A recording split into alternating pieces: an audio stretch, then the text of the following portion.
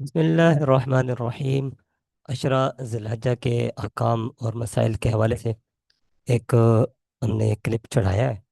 اور دوسرے میں ہم یہاں سے سٹارٹ کر رہے تھے کہ حضرت عبداللہ بن عباس رضی اللہ تعالیٰ عنہ کہتے ہیں کہ رسول اللہ صلی اللہ علیہ وسلم نے فرمایا: ما من ایام العمل الصالح فیہا احب الی اللہ من هذه الايام، یعنی ایام العشر۔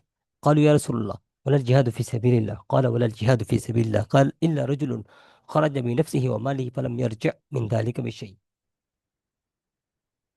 ترجمہ: ان دنوں یعنی عشرہ ذی الحجہ کا نیک عمل اللہ کو تمام دنوں کو نیک اعمال سے زیادہ محبوب ہے۔ لوگوں نے عرض کیا: یا رسول اللہ، کیا اللہ کے راستے میں جہاد سے بھی بڑھ کر افضل ہے؟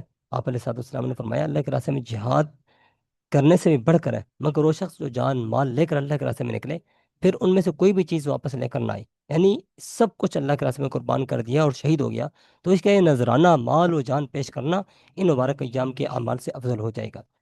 دوسری حدیث میں حضرت جابر رضی اللہ تعالیٰ عنہ سے روایت ہے کہ نبی پاک صلی اللہ علیہ وسلم نے فرمایا: افضل ایام الدنیا ایام العشر، یعنی عشر ذی الحجہ، دنیا کے دنوں میں سب سے افضل ذی الحجہ کے پہلے 10 دن ہیں۔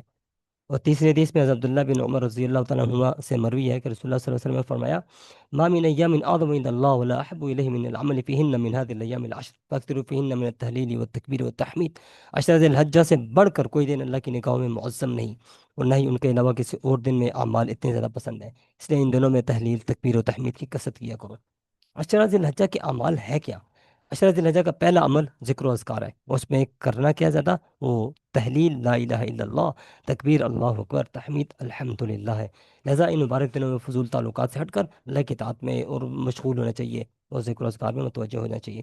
چنانچہ بزرگوں کا معمول ہے، وہ 100 دفعہ تسبیحات فاطمی پڑھا کرتے تھے۔ اگر اچھا عمل یہ ہے کہ آپ روزانہ تسبیح پڑھیں، اس لیے کہ اس میں 4 رکعتوں میں 300 بار یہ کلمات پڑھنے پڑتے ہیں۔ دوسرا عمل ذی الحجہ کی 10 راتوں کی عبادت، کہ ان 10 راتوں کی قسم قرآن نے اٹھائی ہے، اسی سے ان راتوں کی عظمت اور برکت کا ہونا معلوم ہو جاتا ہے۔ چنانچہ نبی کریم صلی اللہ علیہ وسلم نے فرمایا: قیام کل لیلۃ منہا بقیام لیلۃ القدر، ان 10 دنوں کی ہر رات کا قیام لیلۃ القدر کے قیام کے برابر ہے۔ سبحان اللہ! ان فضائل کو دیکھتے ہوئے ہر رات کی قدر کریں، بالخصوص عید کی رات کی تو بہت ہی قدر کریں۔ حضرت ابو درداء رضی اللہ عنہ فرماتے ہیں: من قام لیلۃ العیدین للہ محتسبا لم یمت قلبہ حین تمت القلوب۔ جس نے عیدین، عید الفطر اور عید الاضحیٰ کی دونوں راتوں میں اللہ سے اجر و ثواب کی امید رکھتے ہوئے عبادت میں قیام کیا، اس کا دل اس دن مردہ نہیں ہوگا جس سے ان سب کے دل مردہ ہو جائیں گے۔ مطلب یہ کہ آدمی ان راتوں کو عبادت الہی میں مصروف رکھے، تلاوت، ذکر و اذکار میں مشغول رہے، لہذا جو ان راتوں میں عبادت کرے اس کا دل مردہ نہ ہوگا۔ اس کا مطلب یہ ہے کہ قیامت کے خوفناک، ہولناک، دہشت ناک دن میں جب ہر طرف خوف، ہراس، گھبراہٹ اور دہشت پھیلی ہوئی ہوگی، لوگ مدفوس ہوں گے، اس دن میں حق جل شانہ اس کو نعمت والی اور سعادت والی زندگی عطا فرمائیں گے۔ اور حضرت معاذ بن جبل رضی اللہ تعالیٰ عنہ نبی کریم صلی اللہ علیہ وسلم سے نقل کرتے ہیں: من احیا اللیالی الخمس وجبت لہ الجنہ، جو 5 راتوں کو زندہ کرے اس کے لیے جنت تو واجب ہے۔ کون سی 5 راتیں؟ لیلۃ الترویہ، لیلۃ الترویہ 8 ذی الحجہ کی رات، لیلۃ عرفہ 9 ذی الحجہ، ولیلۃ النحر 10 ذی الحجہ، ولیلۃ الفطر چھوٹی عید کی رات، ولیلۃ النصف من شعبانہ اور 15 شعبان کی رات۔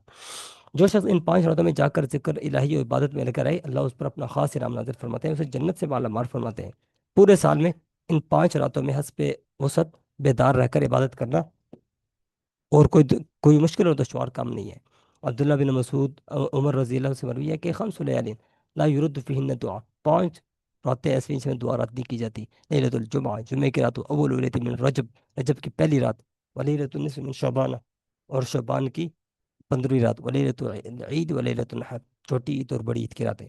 عیدین کی راتوں کی فضیلت کے بارے میں وارد ہونے والی کئی روایت صنعت کے اعتبار سے اگرچہ کمزور ہے، لیکن فضائل میں ضعیف روایت قابل قبول ہوتی ہیں، لیکن شرط ہے کہ ذوف اس کا شدید نہ ہو۔ لہذا اس موقع پر روایت کی صنعتوں کے ذوف کو بنیاد بنا کر عیدین کی راتوں کی فضیلت کے اکثر انکار کر دینا یہ بھی جمہور کے موقف کے خلاف ہے۔ لہذا مذکورہ بارہ حدیث سے ہم نے دیکھ لیا کہ اس راتوں میں غفلت سے رہنے والے بہت نقصان میں ہیں۔ لہذا اللہ کی رحمت کا ٹھکانہ نہیں ہے، اللہ کی رحمتیں، برکتیں لوٹنے کی راتیں ہیں، تو یہ بہت بڑا تحفہ ہے۔ لہذا اس سے بے تنائی کرنا اور بابرکت لمحات کو خرافات میں ضائع کرنا یہ نعمت کی نہ قدری ہے۔ اس سے بچتے ہوئے اپنے اللہ کی راضی کرنے والے سارے اعمال کریں، کم از کم عشاء کی نماز، فجر کی نماز جماعت سے ادا کریں، اس طرح پوری رات عبادت کا ثواب ملے گا۔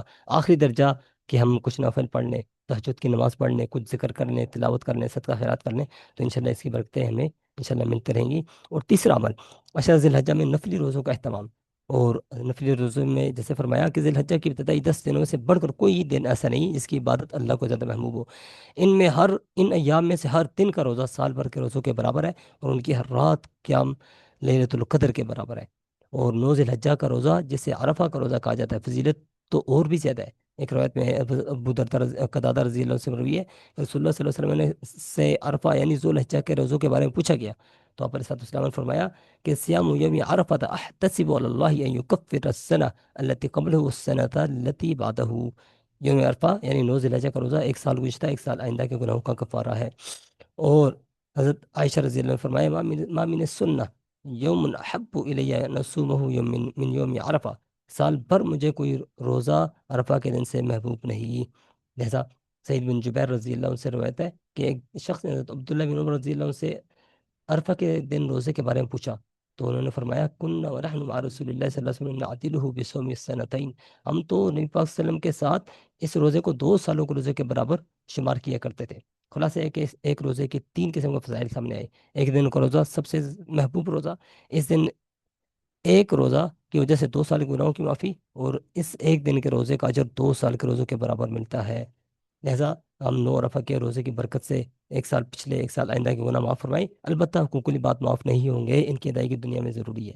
عرفہ کے دن کی فضیلت ہر شخص کے اپنے ملک کے اعتبار سے ہوگی۔ آپ کہیں جی سعودیہ کا عرفہ الگ ہے، ہمارا الگ ہے، تو ہر شخص کے اپنے ملک کے اعتبار سے ہوگی۔ لہذا جیسے عید الاضحیٰ ہر شخص اپنے ملک کے اعتبار سے کرتا ہے، تو عرفہ بھی اپنے ملک کے اعتبار سے ہوگی۔ چوتھا عمل قربانی کا عمل۔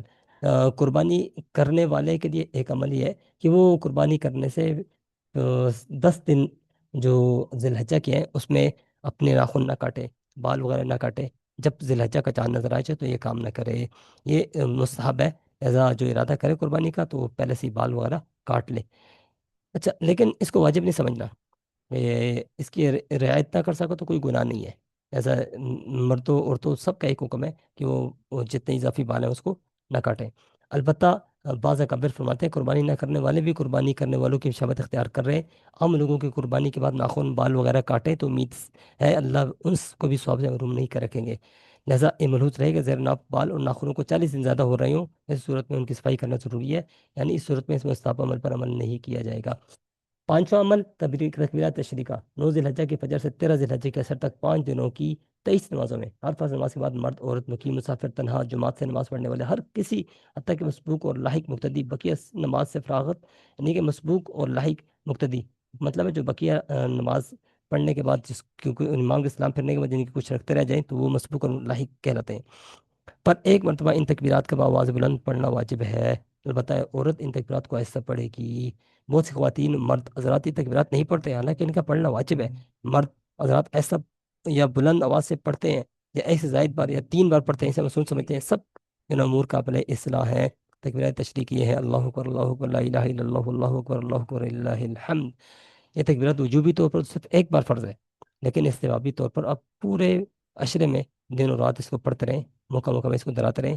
یہ شریعت کا بھی عمل ہے، اور صحابہ کرام رضی اللہ تعالیٰ عنہ سے بھی یہ ثابت ہے۔ اللہ پاک عمل کی توفیق عطا فرمائے۔